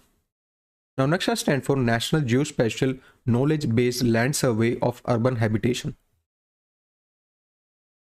Now the technical partner of Naksha program is Survey of India, and this program is initiated by Department of Land Resources, which comes under Ministry of Rural Development. So this Department of Land Resources has initiated this pilot program. Now under this program, aim is to create and update the land records in the urban areas. So in urban areas, this program is initiated, and it will provide the reliable documentation for land ownership. It will also help in enhancing the urban planning and reducing the land related disputes. So with the help of this documentation of land ownership will be created, a reliable documentation of land ownership will be provided, due to which land related dispute will be reduced. Now Survey of India is a technical partner of this program. Now Survey of India will conduct the aerial survey, and it will provide the ortho-rectified imagery. Now what is this ortho-rectified imagery? It is a kind of processed image where distortion which are caused by terrain variations will be removed. Okay, so this will provide some kind of processed image. Okay, now end-to-end web GIS platform is developed by an organization from which is based in Bhopal, and the name is Madhya Pradesh State Electronic Development Corporation. And the storage facilities will be provided by National Informatics Centers Services Inc., which comes under National Informatics Center. Okay, and the cost which is associated with this program is rupees 194 crore, and this program will be fully funded by the Government of India. Headquarters of NIC SI is located in New Delhi. Talking about the Survey of India, Survey of India is an organization which is in charge of mapping and survey in India. It was set up in the year 1767, and its headquarters is located in Dehradun, Uttarakhand. Who among the following has been officially appointed as 26th Chief Election Commissioner of India? So Ganesh Kumar has been appointed as 26th Chief Election Commissioner of India. He has replaced Rajiv Kumar, who was 25th Chief Election Commissioner of India. So he has replaced Rajiv Kumar. Now talking about the appointment of Chief Election Commissioner. Now Chief Election Commissioner is appointed by the President through the recommendation of a committee, through a recommendation of a selection committee. Now this selection committee is consists of 3 persons. Chairperson of this committee is Prime Minister of India, and the members of committee is leader of the opposition in Lok Sabha. So in Lok Sabha, who is the leader of opposition currently? Rahul Gandhi is the leader of opposition. So along with Prime Minister of India, leader of opposition from Lok Sabha, and one union cabinet minister who is nominated by the PM will also be the member. So these 3 will be part of this selection committee who will recommend the name of the Chief Election Commissioner to the President, who in turn will appoint the Chief Election Commissioner of the India. Now the term of the Chief Election Commissioner is either 6 years or until the age of 65. And Chief Election Commissioner cannot be reappointed. Okay, now talking about the Election Commission of India, Election Commission of India is mentioned in Article 324 of the Indian Constitution, and it consists of the Chief Election Commissioner and 2 Election Commissioner. So the Chief Election Commissioner plus 2 Election Commissioner. Now who are these 2 Election Commissioner currently? The 2 Election Commissioner are Sukhwinder Singh Sandhu and Vivek Joshi. Recently, which of the following political parties has emerged as the richest political party in India for financial year 23-24 with a staggering income of 4,340 crore? As per the report named Analysis of Income and Expenditure of National Political Parties for financial year 23-24. Now this report is given by Association for Democratic Reforms. Now this Association for Democratic Reforms was established in the year 1999. And it is an apolitical, non-partisan, non-profit organization in India. Okay, and it is working towards the electoral and political reforms. As per this report, BJP, that is Bharatiya Janata Party, is the richest political party in India for the financial year 23-24. Okay, and the income which is declared by BJP is for this year is 4,340 crore rupees. Talking about the Congress, it is 1,225 crore rupees. And CPIM has declared income is 167 crore rupees. And the total income of these 6 political parties is 5,820 crore rupees. Okay. Now, talking about the income through the electoral bonds, BJP received the donation through the electoral bonds is 1,685 crore rupees. And INC, that is Congress, received 828 crore rupees through the electoral bonds. Talking about the share of donations and contributions, it is 2,281 crore rupees for the BJP, and from other sources it is 373 crore rupees. So all in all, total 4,340 crore rupees is the total declared income of Bharatiya Janata Party. Okay, now talking about the expenditures, top 3 items of the expenditures of these political parties, BJP has spent 1,754 crore rupees on election or general propaganda. When we talk about the Congress, election expenditure is rupees 619 crore rupees. Okay. As per recent information, Brazil will host BRICS Leader Summit in which of the following cities in July 2025?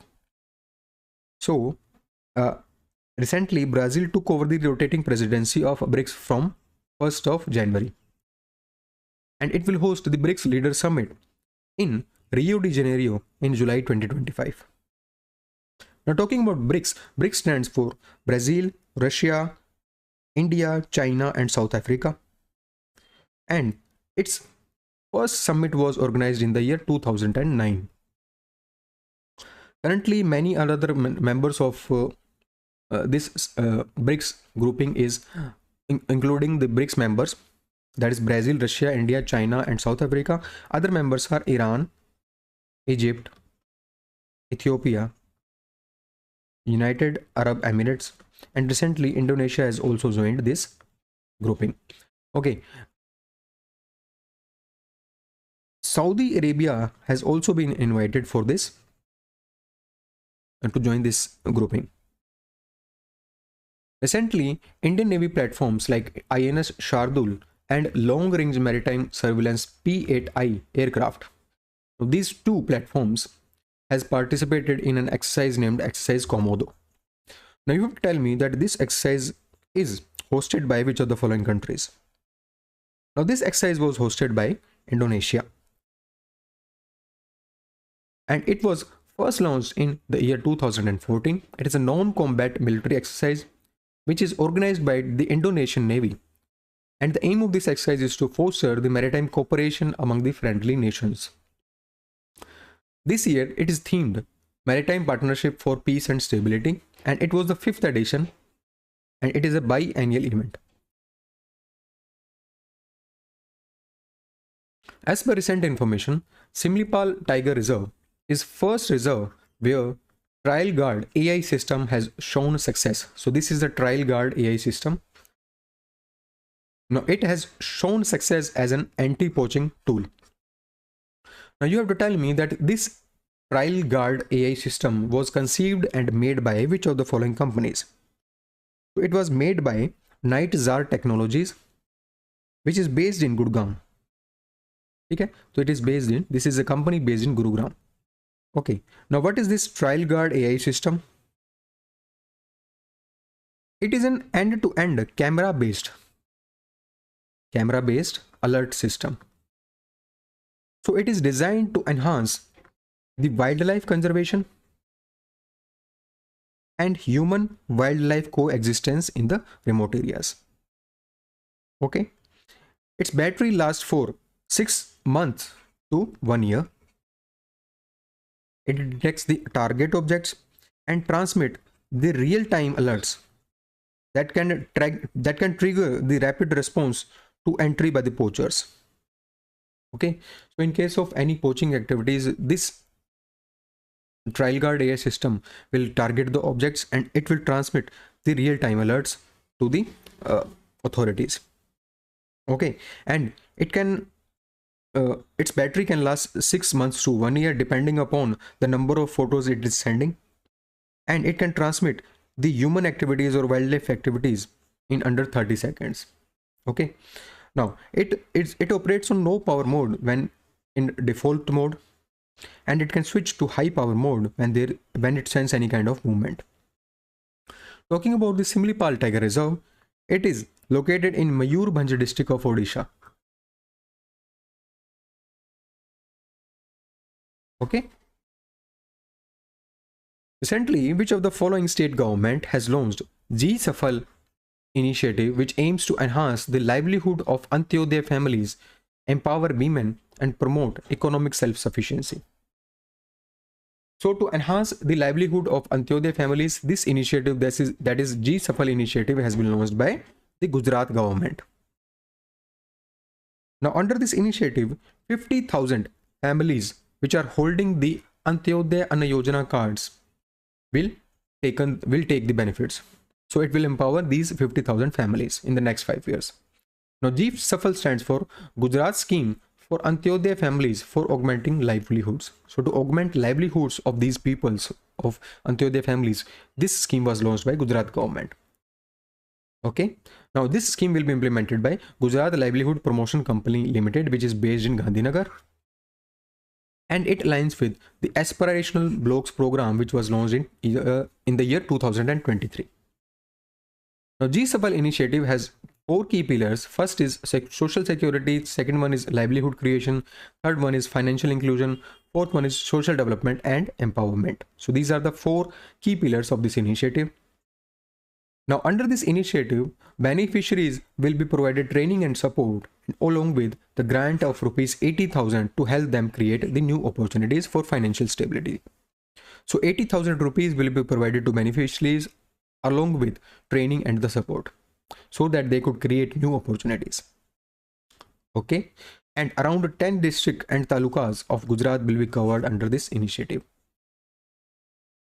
Talking about the Aspirational program, it was launched in the year 2023 and it aims to transform 500 blocks across 329 districts.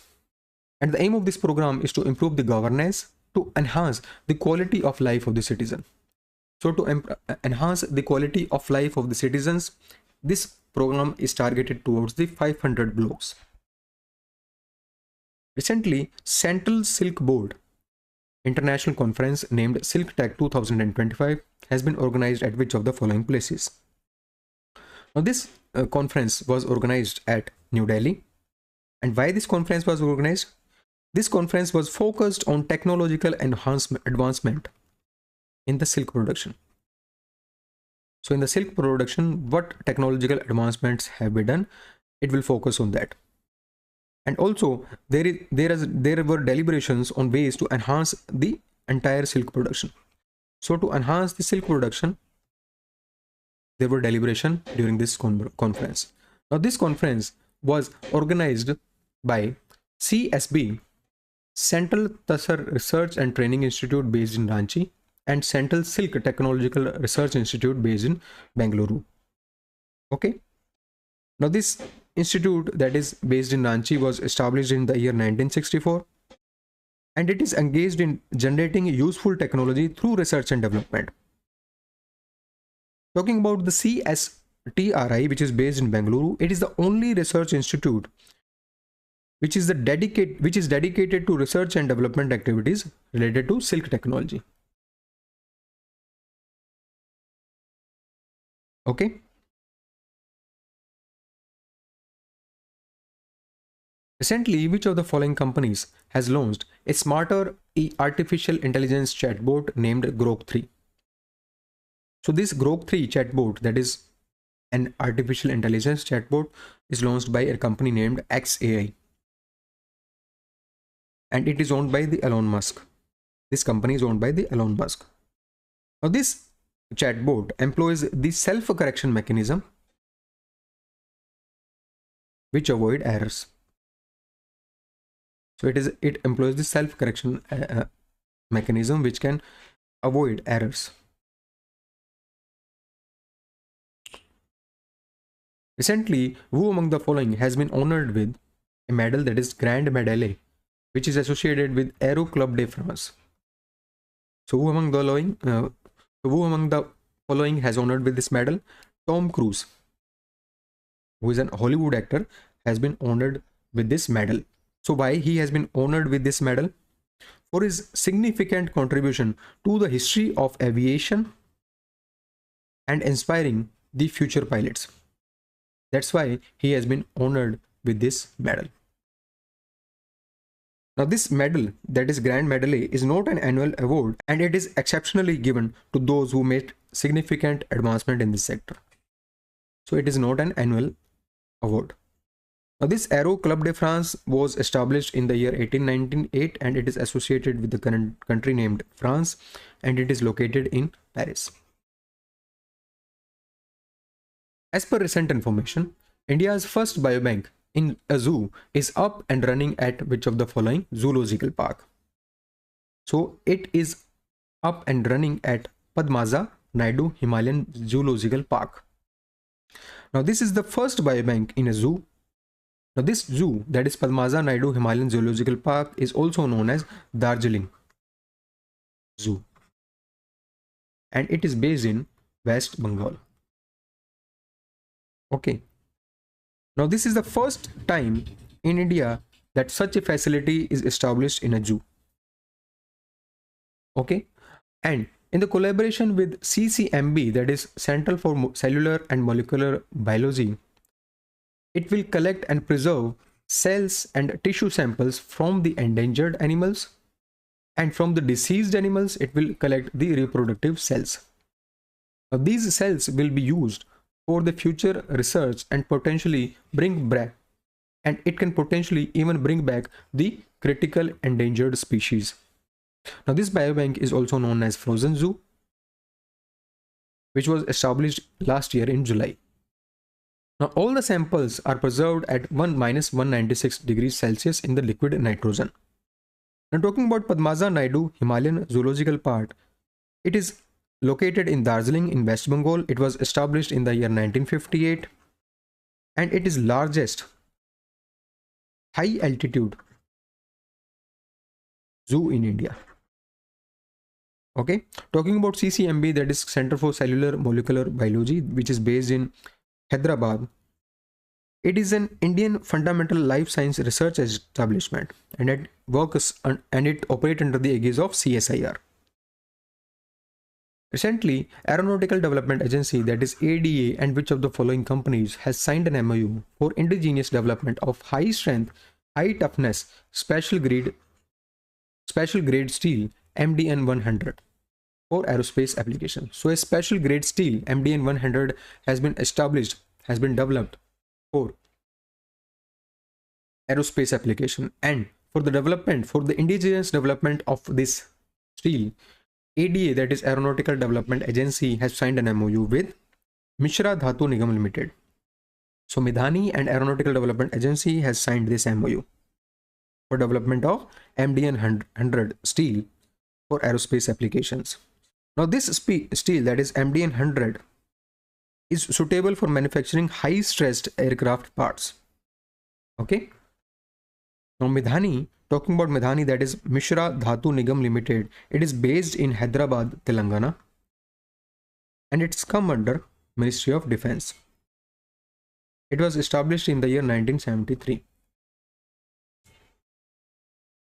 Recently, Tata Power Delhi Distribution Limited has been ranked among the top 10 power utilities globally in Smart Grid Index 2024. Now you have to tell me that this index has been developed by which of the following organization?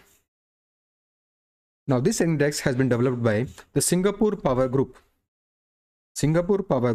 And this index evaluates the smartness of power grids globally. Now what is this smartness of power grids? Actually, the smart grid deployment involves the modernizing of power grids with the technologies like smart meters, advanced communication networks, and automation. Now this automation will be installed to enhance the efficiency, reliability, and security in the power sector. So this is what smart grid deployment is. So to check the smartness of the power grids, this index was developed by Singapore Power Group. And in this index, Tata Power Delhi Distribution Limited, which is an India-based company, has been ranked in among the top 10 power grids. Okay. Now, talking about in terms of the score, the maximum score is 98.2%, and it is a utility associated with France named Endis has secured this score. Okay, now talking about Tata Power Limited, it has secured the score of 83.9. Okay, now this index is developed on 7 dimensions. Okay, these 7 dimensions are monitoring and control, data analytics, supply reliability, DER integration, green energy, security, and customer empowerment and satisfaction. So these are the 7 dimensions on which this smart grid index was created. Okay, now talking about the key findings of this report, key findings are utilities has attained significant growth across these dimensions as per this index. There is a strong growth that is seen in renewables and electronic vehicles initiative, and Asia Pacific region continues to progress in AMI deployment. So what is this AMI? AMI is advanced metering infrastructure. So Asia Pacific region continues to progress in advanced metering infrastructure deployment as per this index. Now Tata Power Delhi Distribution Limited company is a company which is a joint venture between Delhi government and Tata Power. Its headquarters is located in Delhi, and it was founded in the year 2002. Recently, India's first open-air art wall museum depicting and celebrating 150 years milestone journey of IMD, that is India Meteorological Department, has been inaugurated at which of the following places? So on these walls, murals are depicted. So it is an art wall museum, open air art wall museum, which is India's first, and it has been depicting 150 years of IMD. Okay, and where this has been inaugurated? This has been inaugurated in New Delhi. Now, this initiative is developed in collaboration with Delhi Street Art. Now, this transform the walls of IMD, and around 38 unique murals depicts India's meteorological history and evaluation of weather forecasting. Okay, now talking about IMD, IMD is a national meteorological service which is a government agency in all matters that are relating to meteorology. Now, meteorology is a study of the atmosphere. Okay, now this IMD is an agency under Ministry of Earth Sciences. Okay, and it was started in the year 1875. It is headquartered in Delhi. Now, recently, Indian Oil Corporation Limited and Bharat Petroleum Corporation Limited has launched a 14-day awareness campaign. Now, this campaign is launched on green energy and fuel conservation. So, to build awareness regarding the green energy and fuel conservation, a 40-day awareness campaign is launched by IOCL and BPCL. You have to tell me the name of this campaign. So, the name of this campaign is Saksham. Now, under this, the awareness regarding the fuel conservation and judicious use of petroleum product will be done. Okay. Now, talking about IOCL, IOCL works under the Ministry of Petroleum and Natural Gas. It was founded in the year 1959 and its headquarters is located in New Delhi. And when we talk about BPCL, it is also work under Ministry of Petroleum and Natural Gas. It was started in the year 1976 and its headquarters is located in Mumbai. Recently, Reliance Industries Limited has achieved a significant milestone by securing second spot in an index, that is Future Brand Index 2024. Now, which of the following companies has claimed the top position in this index? Now, top position is held by Samsung. Okay, now this index is released by a company named Future Brand. It is a consulting company based in London. Okay, now this index is released by this company. Now this index assess the companies based on their brand perception. So based on brand perception, this index was released and rankings were given accordingly. Rather than financial performance, it assess the brand perception. Top company in this list is Samsung. Second one is Reliance India. Third one is Apple and fourth one is Nike. Okay, Reliance is the only Indian brand on this list. Okay, now talking about this index, in 2014 there were 7 brands who were in the top 10 and who were from the United States of America in this list. But in 2024 these brand numbers has decreased. These are related to USA. So from USA in 2024, in top 10 only 4 brands are there. Earlier it was 7. Now this report assesses the brands across 18 key attributes, and these key attributes are divided into 2 main pillars, that is purpose and experience. And these are the 18 attributes on which this brand assesses the performance of the brands. Recently, Bharat Tex 2025, which is India's largest global textile event, was organized in New Delhi. Under this, a key attraction, Indie Heart, which showcased 80 handcraft and hand-woven products, was organized by Office of Development Commissioner in collaboration with which of the following organization? Okay, now this Indie Heart was organized by Office of Development Commissioners in collaboration with NIFT, that is National Institute of Fashion Technology. Bharat Tex is a global textile event and it was organized by consortium of 12 textile export promotion councils and it is supported by Ministry of Textile. Now this event featured around 5,000 exhibitors and it served as a platform to accelerate government vision, that is farm to fiber, fabric, fashion and foreign markets. And this event built around the twin themes, that is resilient global value chains and textile sustainability. Now talking about Indie Heart was organized by Office of Development Commissioner and National Institute of Fashion Technology. Other important event is Breathing Thread, which is also organized by Office of Development Commissioner for Handlooms. And this Breathing Thread aims to feel the pulse of craftsmanship, honoring a living legacy and witnessing the timeliness and elegance of Indian handlooms. So it was related to handlooms. Recently, Google has made a significant leap in its commitment to India's digital landscape by unveiling its largest campus named Ananta. Now, this campus is located in which of the following cities? Now, this campus Ananta is located in Bengaluru. Okay, and in Sanskrit it is known as Ananta. In Hindi or English it is known as infinite, Anant, or limitless. Now this is located in Mahadevapura area of Bengaluru, and it is among the Google's largest campus in the world. It is 1.6 million square feet building, and it is built by Bagmani Tech Park over the 6 years. Now there is a gathering space named Sabha in this campus, and it will promote employees' well-being with walking and jogging paths. And other important features are 100% wastewater recycling plant and on-site rainwater harvesting. These are the another important feature related to Ananta.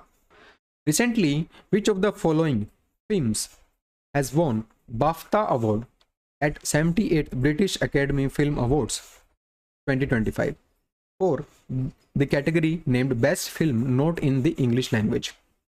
Now this award has been won by a film named Emilia Paris. Now these awards honor films of any nationality that were screened in British cinema in 2024. So films that are screened in British cinema in 2024, these awards honor those films. Okay, now talking about these awards are commonly known as BAFTA awards. BAFTA stands for British Academy of Film and Television Arts. This is what BAFTA stands for. The first BAFTA awards were held in the year 1949. And the winner of 2025 are, for the best film award is given to Conclave, best director is Brady Corbett for The Brutalist, best actor in leading role is Adrien Brody, The Brutalist is the film, best actress in the leading role is Mikey Madison for the film named Anora. And best film not in the English language is Emilia Paris. So these are the other important awards. You can read this. Recently, Indian Army has organized a large-scale military exercise, and the name of this exercise is Jal Thal Raksha 2025. Now, this exercise was organized in which of the following state? So, this exercise was organized by Indian Army in Gujarat, and the place where this was organized is Bet Dwarka. Bet Dwarka. Now, why this exercise was organized? The objective of this exercise was to bolster security in the Dwarka region and surrounding island. So, to bolster security in Dwarka region and surrounding islands, this exercise was conducted in Gujarat. Now, this exercise involved the participation of army units and Indian Coast Guard and Marine Police also. Recently, Ministry for Housing and Urban Affairs has inaugurated country's first vertical bifacial solar plant on a metro viaduct in which of the following cities? Now, this was inaugurated in New Delhi. Now, what is this bifacial solar plant? Bifacial solar plant are those panels which capture sunlight from both sides. Now, for example, this is the solar panel and sunlight is coming from here. Now, this is the first side from which it will capture the sunlight, and the reflection of this sunlight from the surface, this will capture that too. This is the bifacial panels. Okay, now these bifacial panels were installed for the first time, okay, in New Delhi. Okay, now it has been installed on metro viaduct at Okhla Vihar metro station, New Delhi. There is another important conference which was held. It was 5th International Conference on Green Metro Systems. Now, this was organized under the banner of iMetro, Confederation of Indian Industries, and Indian Green Building Council. Okay, so DMRC has organized this conference under the banner of iMetro, Confederation of Indian Industries, and Indian Green Building Council. Now, what was the primary aim of this conference? To bring together the stakeholders in developing the world-class green urban rail system. That's why this conference was organized. Recently, Entertainment, which is a newly structured parent company of Pocket FM and Pocket Novel, it has unveiled artificial intelligence first comics platform that leverage artificial intelligence to transform storytelling and content creation. Now, what is the name of this platform? So the name of this platform is Pocket Toons. It is an artificial intelligence based platform which leverage the artificial intelligence to transform the storytelling and content creation. So this artificial intelligence platform will leverage the artificial intelligence for the content creation. Okay, now under this platform, under this Pocket Toon, there is a studio named Blaze, which is transforming the way artists and writers create the content.